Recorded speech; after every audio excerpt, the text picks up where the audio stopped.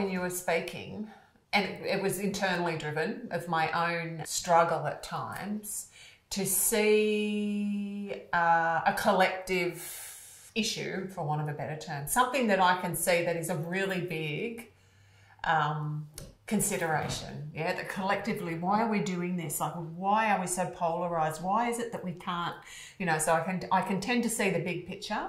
And then my reflection is, okay, so that's too big for me to tackle right now, yeah, or ever, potentially.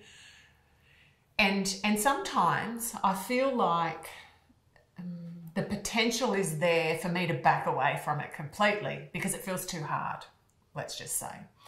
And I imagine there's a lot of other people like that too, that look at it and go, oh my goodness, this is just crazy and I don't know what to do about it, so I'll just, you know, shut it down. Yeah. So, but my thought is that's actually not true. There's a lot that I can do. And so the thing about dialogue and connection is that this is my belief, yeah, is that in this moment, as we connect, if there is a collective consideration, then through our connection, if it's with compassion, that has to have an impact, even though it's just you and I, for instance. Yes.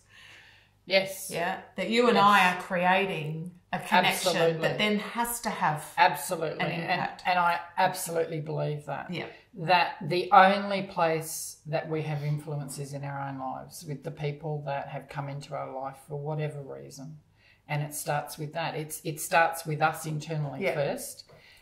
Really doing the work of reconciliation with the parts of me that I don't like and that I have a problem with. Yeah. Once I bring compassion and understanding and dialogue to those parts of me, I'm much more able to make space to really lean into you. Yeah. And see, that requires that I put my beliefs just on the shelf for a moment to open myself up to seeing the world through your eyes. Now, that is so scary. That feels so dangerous because what if I can't find my beliefs afterwards? Because that's part of my identity. And that's why we don't do that. That's why we're not really listening to each other. Yeah. That's why we're not really trying to see how each other feels and thinks and what it means to us. And the rhetoric has just become not only rude and unkind, but really violent almost. And rigid. And rigid, and totally rigid. But can I tell a story? This story really impacted me. Remember Ireland in the days of the Troubles between the Protestants and the Catholics? They had some terrible trauma, really, really deep pain and trauma from both sides.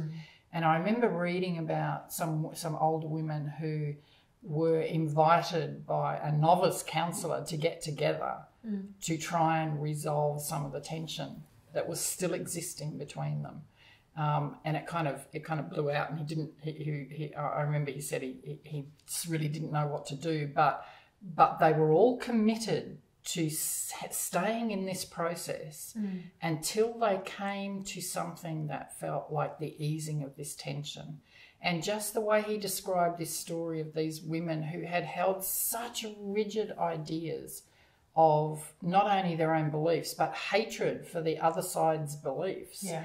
And how they began to break down with stories of hurt and trauma. And they began to comfort one another. They began to really see what the other was holding. And it took enormous courage from these women to do it. And this counsellor said, you know, it's not even as if all the issues are resolved.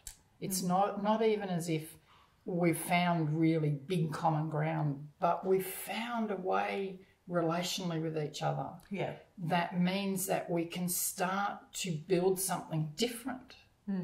You know, not just what you want or what I want or whatever, but something that works for everybody and maybe goes further. Yeah. Maybe takes us further. Yeah. And I honestly think that's the only way that we're going to survive. And until enough of us are doing this individually in ourselves and with each other, then then we can extrapolate that out to something global. Yeah. And I will always hold a global vision that we're moving towards wholeness. Always. Yeah. It's the thing that gets me out of bed in the morning. It's the thing that drives me forward.